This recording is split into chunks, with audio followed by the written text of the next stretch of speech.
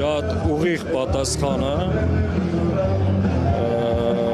եւ մեր թշնամիներին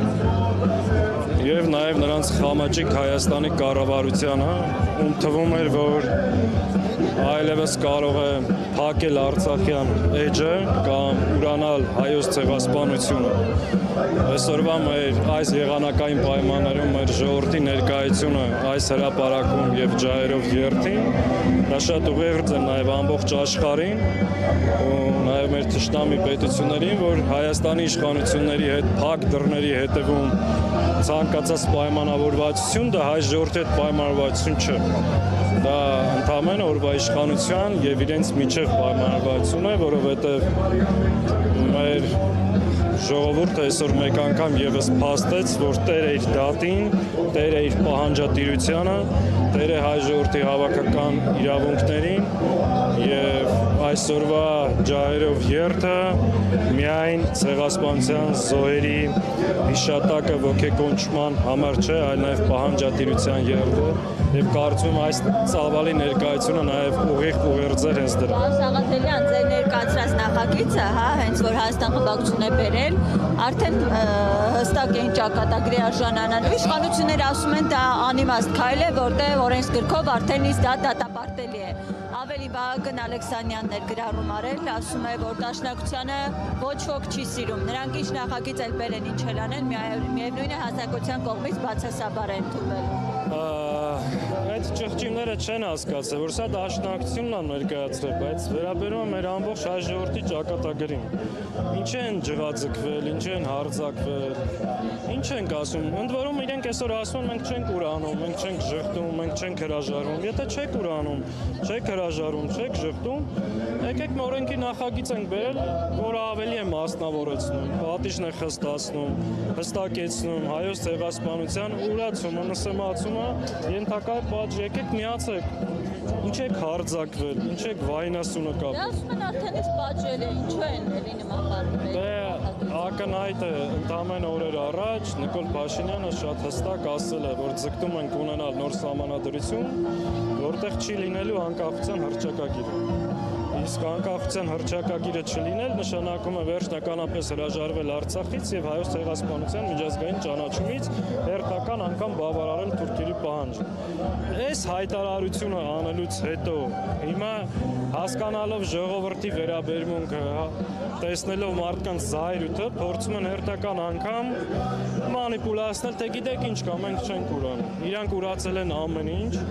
շարունակում են այդ քաղաքականությունը, իսկ այսօր մեր ժողովրդի ներկայությունը պատասխանը հենց դրա։ Պարոն Սաղաթելյան, վերջերս պատիվ ունեմ խմբակցությունը շրջանառության մեջ դրեց այսպես իմպիչմենթի գործընթացը, բայց Հայաստան խմբակցությունը մինչ օրս չի արձագանքել իր դիրքորոշումը։ Պատիվ ունեմ խմբակցությունը շրջանառության մեջ չի դրել նման բան, բայց ժամանակը չի։ Եթե մեր գործընկերները ունեն նման առաջարկություն, միշտ պատրաստ են քննարկելու, որևէ խնդիր չկա։ Իսկ բավարար գործողություններ նախատեսում եք վերսկսել, կա նման ծրագիր ընդդիմության։ Տեսեք, այսօրվա խորհուրդը մեր հավաքվելու նպատակը, օրակարգը, գիտեք ինչի մասին է, մնացած ներքաղաքական հարցերին մշտապես պատրաստ ենք պատասխանալու։ Մենք փողոցից տուն չենք գնացել, որ հիմա էլ քննարկենք վերադառնալու հարցը, ցանկացած պահի։ Պարոն Սաղաթելյան, այս տարվերի հիշատակի երթը, ինչպես նշեցիք, ջահերով երթը, գլխավոր ուղերձը այս տարվա նախորդ տարիներից տարբերում է, տեսեք, իշխանության ուղերձները, դե գիտենք, որ տարբերվում են, առաջնահերթություն չի։ Գլխավոր ուղերձը որն է։ Շատ հստակ է, որ մենք տեր ենք մեր դատին, հայ ժողովրդի հավաքական իրավունքներից մենք չենք հրաժարվելու։ Հայաստանի Հանրապետությունը չի ունենալու նոր սահմանադրություն, որը կհրաժարվի անկախության հռչակագրից եւ չնայած թշնամական ճնշումներին, Հայաստանի կառավարության հակահայ եւ ուրացման քաղաքականությանը, հայ ժողովուրդը ունի այլ տեսակետ։ Մենք հիշում ենք, չենք կարող մոռանալ մեր ինքնությունը, տեր ենք մեր իրավունքներին եւ այս ներկայությամբ, այս ծավալը մեկ անգամ եւս դա փաստում է։ Սա է մեր ուղերձը ամբողջ աշխարհին, որ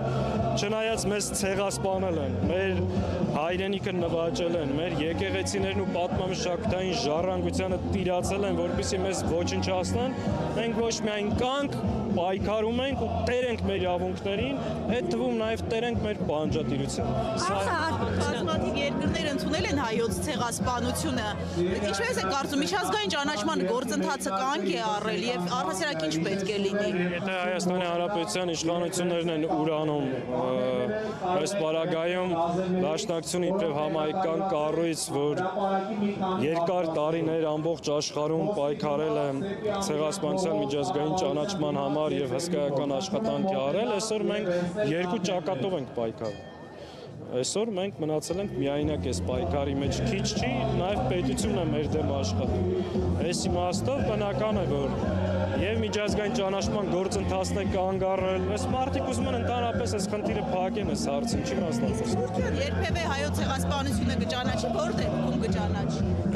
Տեսեք, այնպես պետք է անենք, որ ճանաչի։ Եթե մինչև հիմա չի ճանաչի, դա չի նշանակում, որ պետք է մենք ուրանանք կամ մոռանանք։ Ուրանալ, հրաժարվել այդ պահանջից նշանակում է լվանալ Թուրքիայի այրունոտ ձեռքերը, լեգիտիմացնել այն ցեղասպանությունը, որ իրականացվել է Արցախում եւ Արևմտյան Հայաստանում մեր նկատմամբ։ Չխոսել այդ մասին, չբարձրաձայնել, չպայքարել նշանակում է ինչ որ անում է այս կառավարության նստած անձը։ Լվալ Թուրքիայի եւ Ադրբեջանի այրունոտ ձեռքերը եւ լեգիտիմացնել են ցեղասպանությունը, որ տեղա ունեցել մեր նկատմամբ։ Վերջին 100 տարվա մեջ մեր սեփական հայրենիքում Թուրքիան եւ Ադրբեջանը մեզ երկու անգամ ցեղասպանության են ենթարկել։ Հիմա չպայքարել դրա համար, չներկայացնել ինքը իմիջիալից ունի նաեւ կանխարգելիչ նշանակություն։ Դատապարտումը նաեւ ունի կանխարգելիչ բնույթ հետագա ագրեսիայից խուսափելու։ Այլևս չկրկնվի ցեղասպանությունը։ Պարոն Սաղաթելյան, դուք ջահերով երթի ուղերձի մասին կարևորեցիք, որը փաստենք, որ ցայտնոտի մեջ է գցում օրվա իշխանության, այո, այս մասով ինչ կասեք, ասենք ուրացման քաղաքականությունը իշխանության հասել է նրան, որ Նիկոլ Փաշինյանը հայտարարում է, որ չպետք է թշնամանանք, առհասարակ մեզ թշնամիներ պետք չեն, այս մասով